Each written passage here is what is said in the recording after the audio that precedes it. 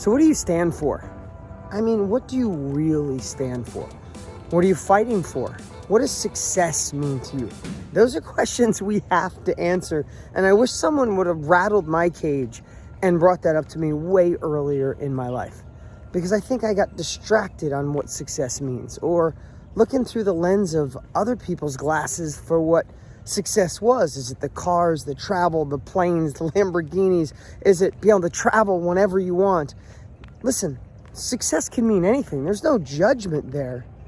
But you need to know, what do you stand for? What are you fighting for? If you don't have a big enough want, a big enough why that you're fighting for, then all of it becomes monotonous. All of it becomes questionable. All of it becomes this thing that you just don't know where you're going. You look in the mirror and say, why do I want more?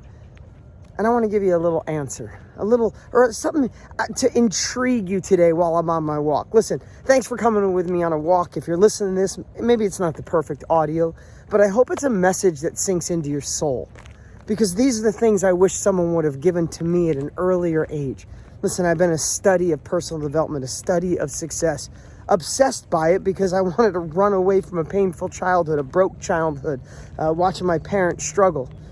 And in that journey, or along that journey, from reading books, from starting 13 different companies, through going through a divorce in my life, going through stressful times, and now being in the most fabulous time of my life, in my 50s, I realized the little things are the big things. In fact, the little things are everything.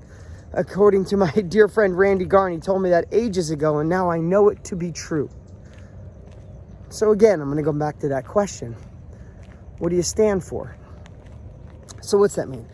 Let me just share my day yesterday.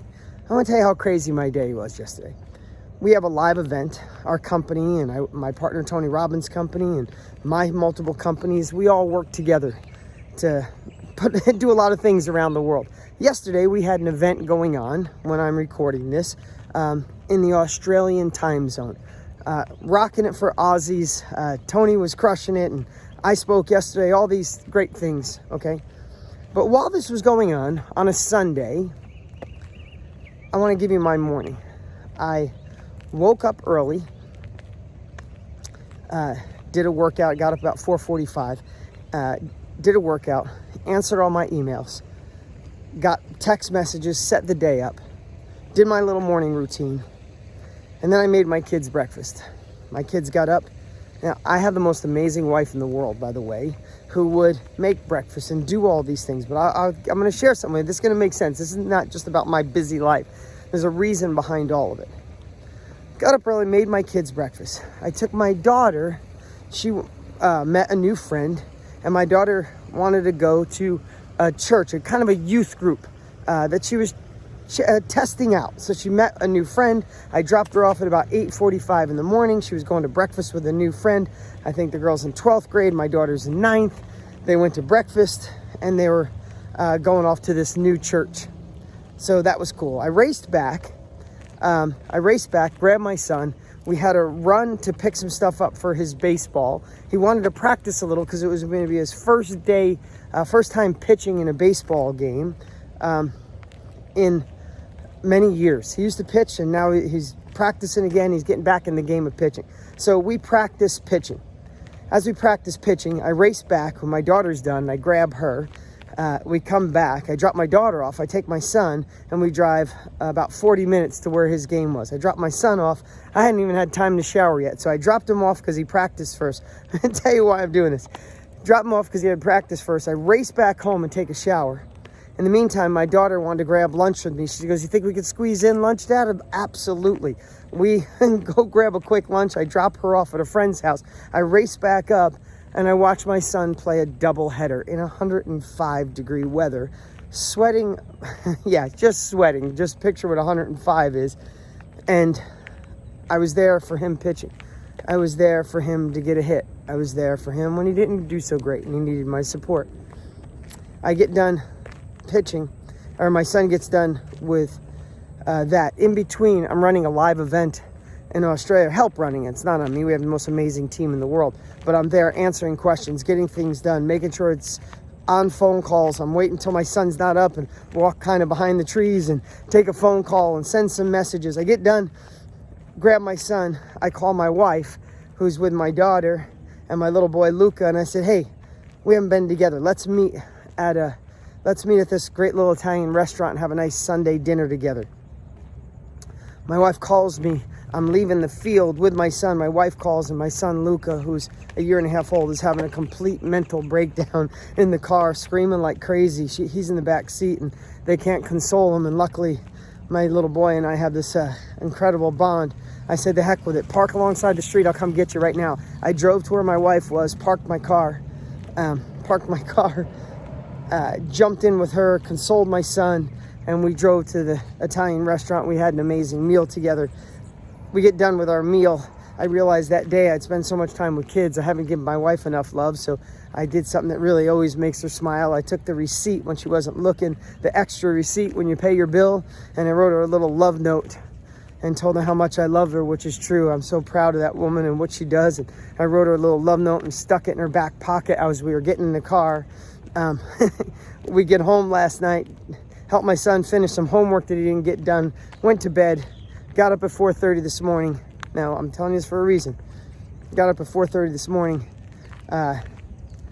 made their lunches for school today, and now I'm taking a walk talking to you. Now, today, it'll be rinse and repeat. Today, I'll bring them, I'll drive them both, I'll make them breakfast, I'll drive them both to school, I'll pick them both up from school. At 4 o'clock, I'll be catching for my daughter as she has softball practice. And tonight, my son wants to practice out in the backyard. Okay, so why all that? Because I also run 3 different companies and have hundreds of employees that rely on me.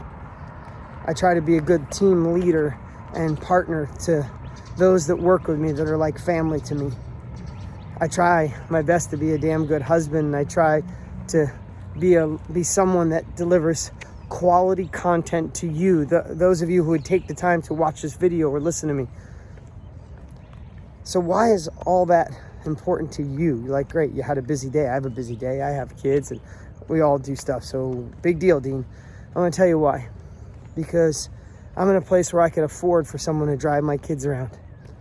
I have personal assistants. We have someone that helps with our house. We have someone that could help with kids. So why the heck would I do all those things?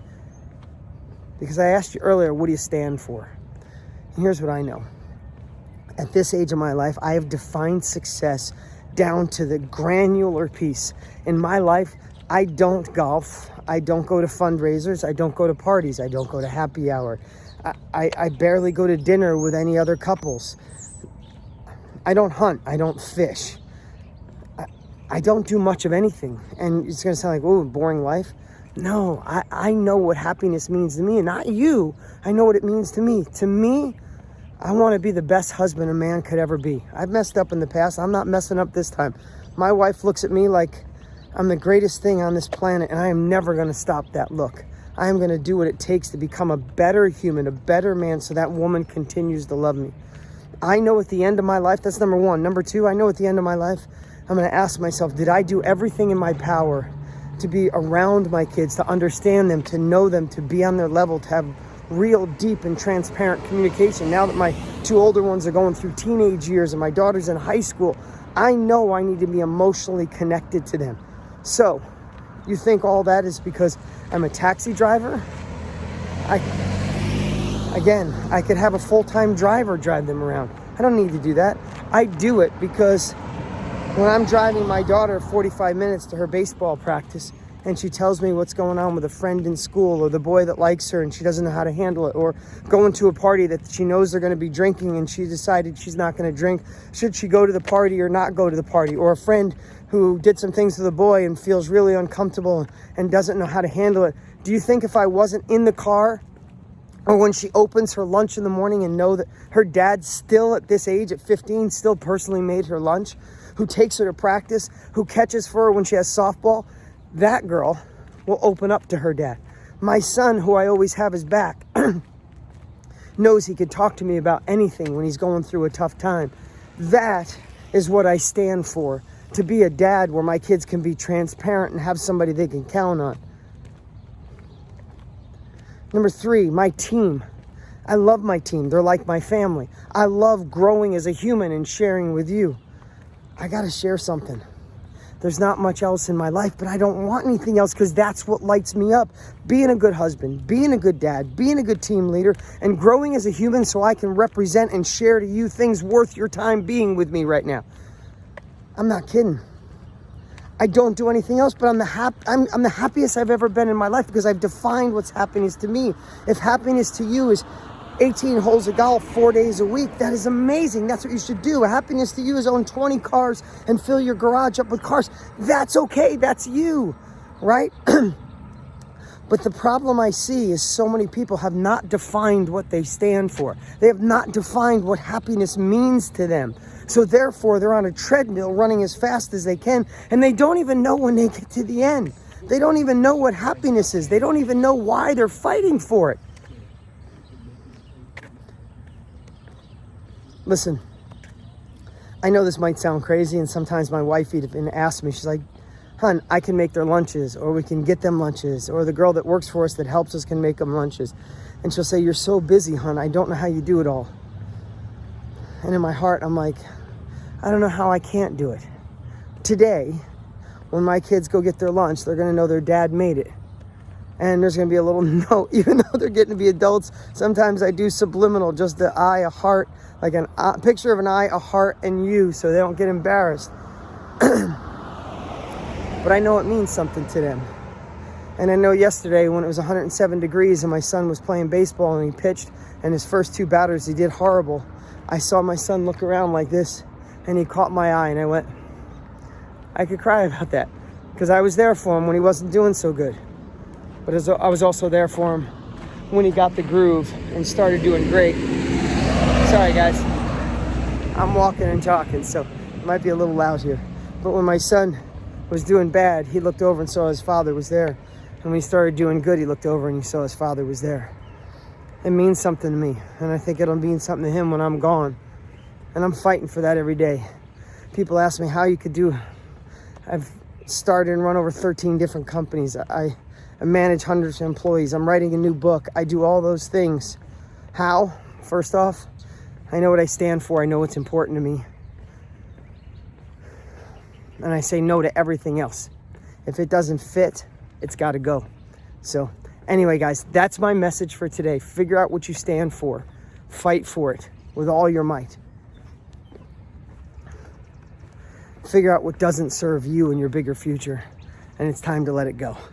All right, guys. Appreciate you so much. Thanks for sharing. If you like this, tell a friend. If this message means something, listen to it or watch it again. Have an awesome day.